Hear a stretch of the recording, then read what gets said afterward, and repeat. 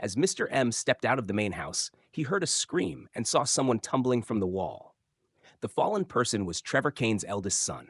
Seeing his son injured, Trevor Kane's calm demeanor gave way to panic, and the others grew frantic as well. Mr. M swiftly intervened, shouting, "Stay calm! Harry Kane, take the people to guard the back. I'll cover the front door myself. Don't expose yourselves. As long as they don't climb in, ignore them," Mr. M instructed, aware that the bandits outside were ruthless and skilled archers. The noise intensified, and within moments, someone began pounding on the door. The Kane family's gate couldn't withstand the relentless assault, collapsing after just 4 or 5 hits. As the door fell, Mr. M swiftly threw his short spear. With a whoosh, the spear flew out, piercing the air and catching the lead bandit off guard, stabbing him through the chest. The spear didn't stop there, continuing on to pierce another bandit. The ruthless bandits, disregarding their injured companions, poured in through the gate. Undaunted by the bandits' charge, Mr. M unleashed a barrage of shots from his short spears. Each throw packed a force greater than any bow and arrow, sending its target flying. Though brutal, these bandits were no warriors, and they paled in comparison to Mr. M. "Warrior, warrior," the bandits outside shouted, realizing too late that they faced a formidable opponent.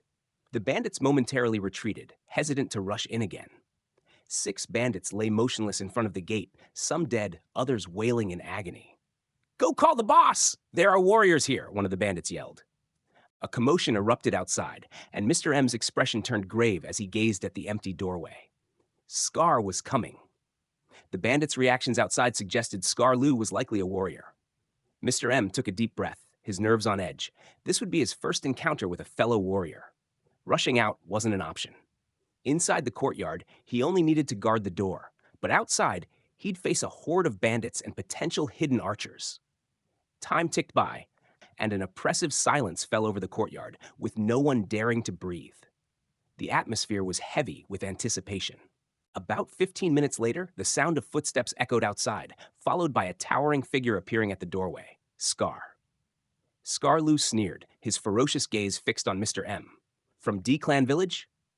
"That's right, I'm Mr. M from D-Clan Village," Mr. M replied, seeing no need to conceal his identity.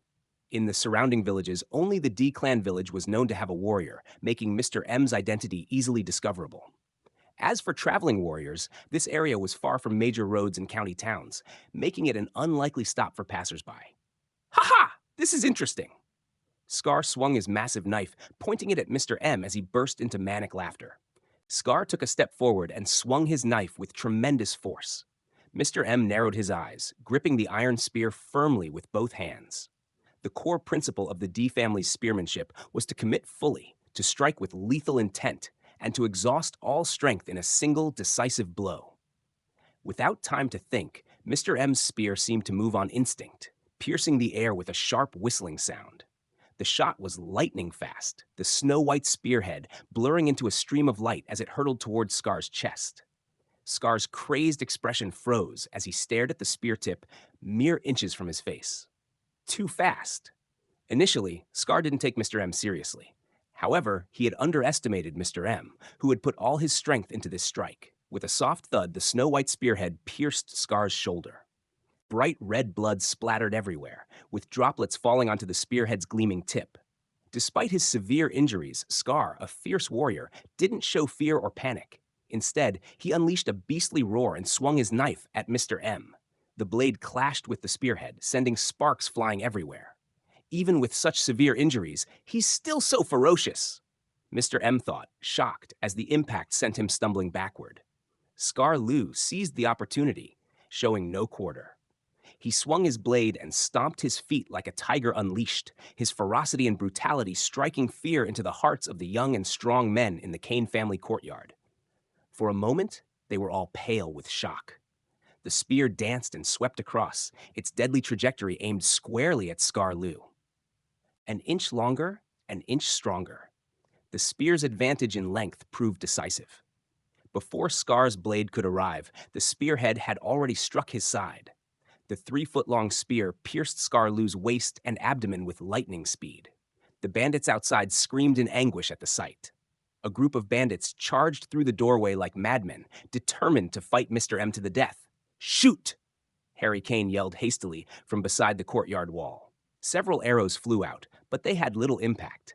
The hunters were skilled archers, but they had never faced such a brutal scene before, and their panic led to wild and inaccurate shots. More than a dozen bandits charged through the doorway, but only one was struck by an arrow and fell. Mr. M glanced at Scar's lifeless body, withdrew his spear, and bravely confronted the bandits rushing toward him.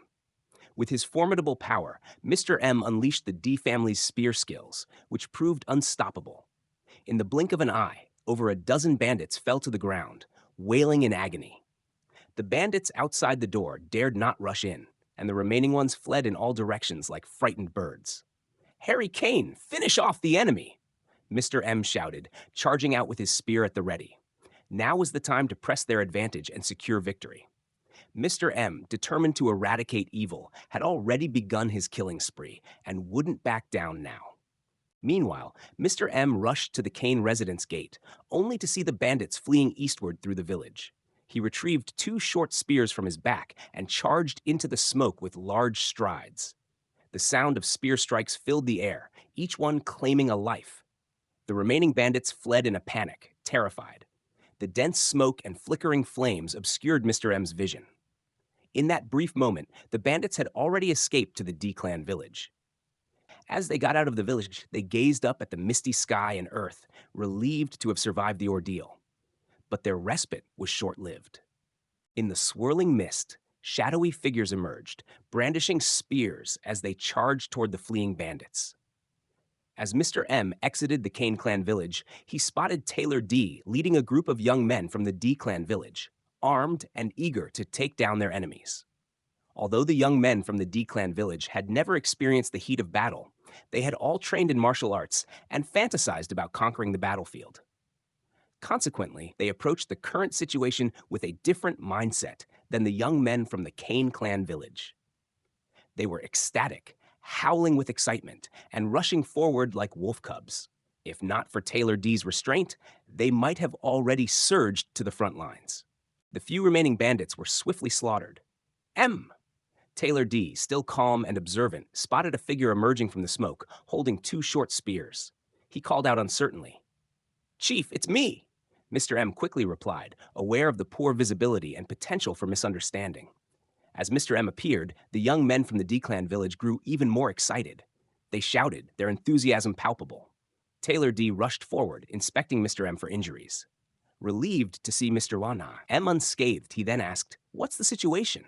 Mr. M's expression turned grim. "Let's head over there first."